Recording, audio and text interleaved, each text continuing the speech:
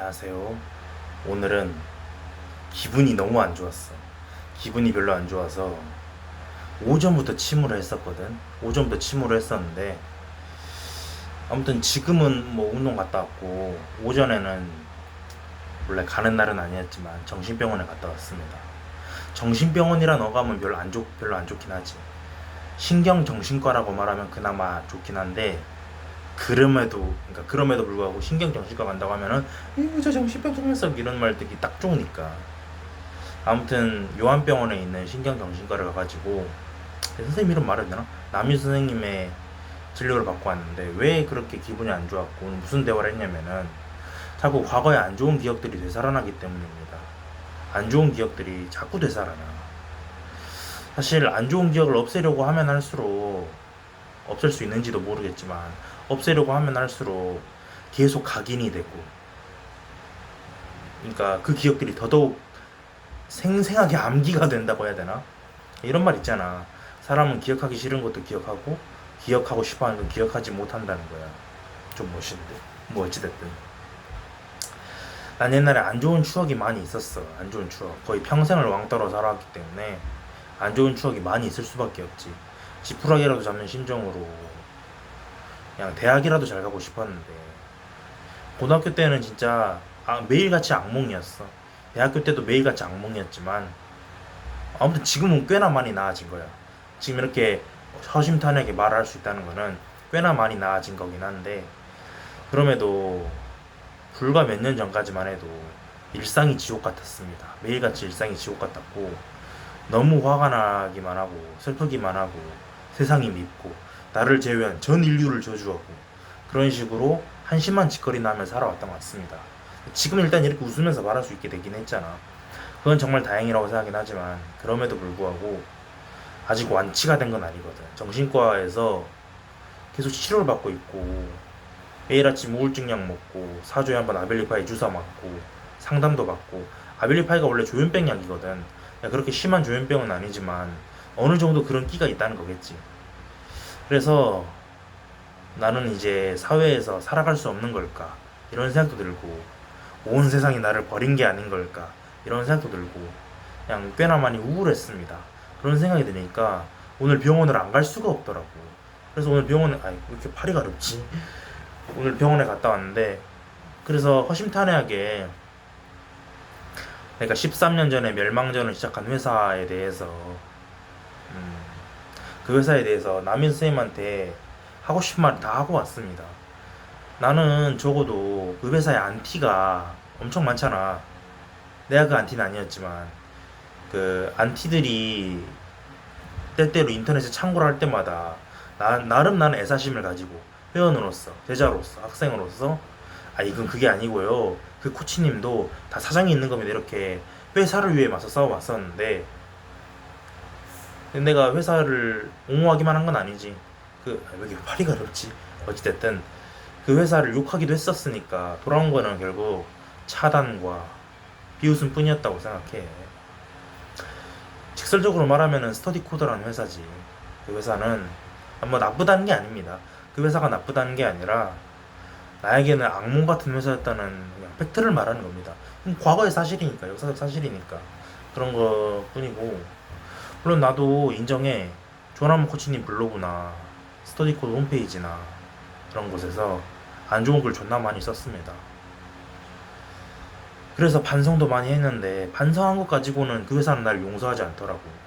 그래서 고소도 몇 번 당했었고 취하는 받았지만 제발 접근하지 말아주세요 고누씨 이런 태도로 나를 완전히 관종 취급을 하더라고. 그래서 화가 많이 나기도 했었지만 그래도 한 번뿐인 인생인데 계속 슬프게 살 수만 없잖아. 그런 생각이 들어가지고 오늘은 좀 더 힘이 났던 것 같습니다. 팔이 여기가 왜 이렇게 가렵지? 나 진짜 계속 긁게 되네. 상처 났다. 어찌됐든 내가 한 몇 개월 전에 그 서부원 코치가 하는 라이브 방송에 들어간 적이 있었거든. 저는 어떻게 살아야 할까요 코치님이라고 물어봤었는데 코치님이 명쾌한 답을 해주시더라고. 건우님이라고 하더라. 건우님이 저희들에게 관심을 계속 주시는 건 아시겠지만 이제 좀 스터디 코드, 라이브 코드를 끊으십시오. 이런 말을 하더라고. 근데 나는 그것도 기만으로밖에 들리지 않을 수가 없었지. 그냥 그런 생각이 듭니다. 오늘 영상 여기서 끝내긴 좀 아쉽고 그냥 뭐 이제는 말할 수 있다 타임이랄까? 내가 왜 그렇게 사이버 테러를 계속 했었는지 그냥 밝혀보고자 합니다. 그냥 글쎄 뭐랄까, 내가 스터디 코드를 처음 만났던 건 2013년이었어. 내가 고등학교 2학년 여름방학이었었거든. 그때 나는 꿈에도 스카이는 못 갈 줄 알았다라는 조나모가 쓴 그 스터디 코드 모범사례 책을 봤었습니다. 6명의 모범사례가 나왔었는데 그걸 보고 스터디 코드란 게 있다는 걸 처음으로 알았어. 세상에 있다는 걸. 그래서 홈페이지에 가입했었고 고2 2학기에서 겨울방학에 이르는 기간까지, 기말고사는 비워두고 고2 2학기에서 겨울방학에 이른 기간까지 거기에 기본 프로그램을 했단 말이야.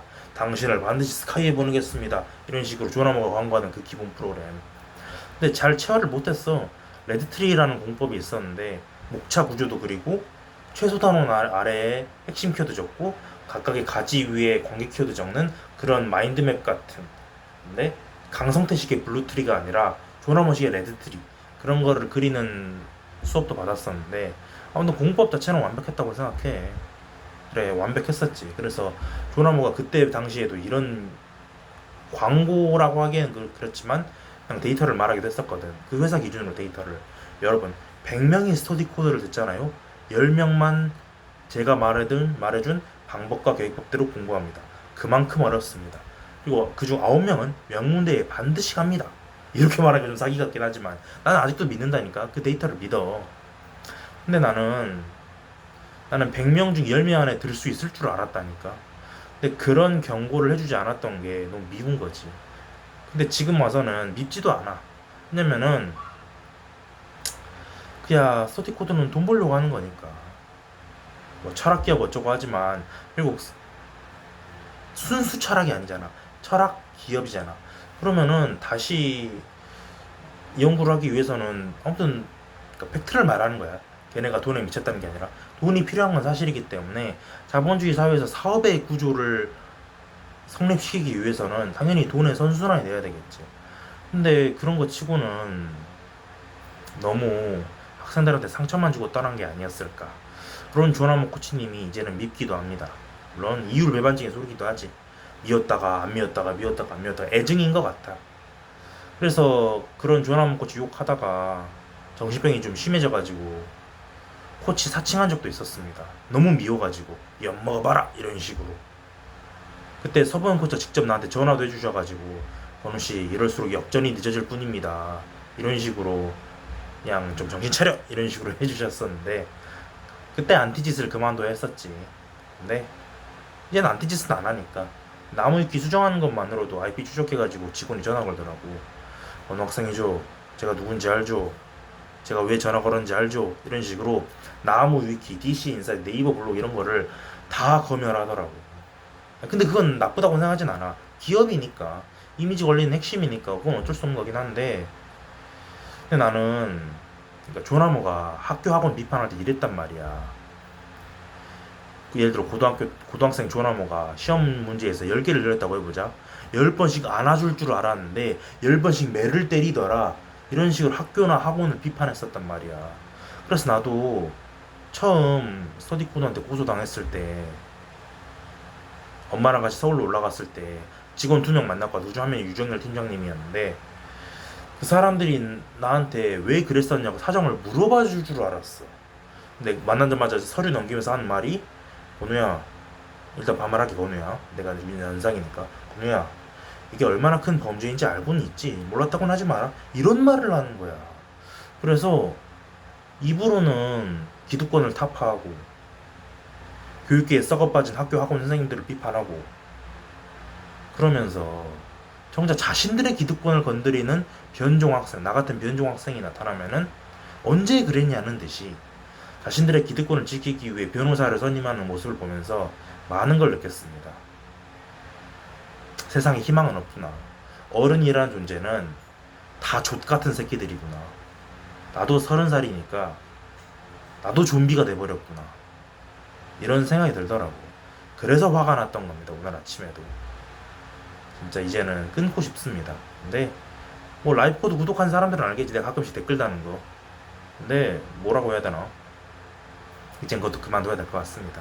미운 게 아니야. 다만 잊어버리고 싶은 겁니다. 잊어버리지 않으면 난 과거에 얽매여 살 테니까. 여기까지 하겠습니다.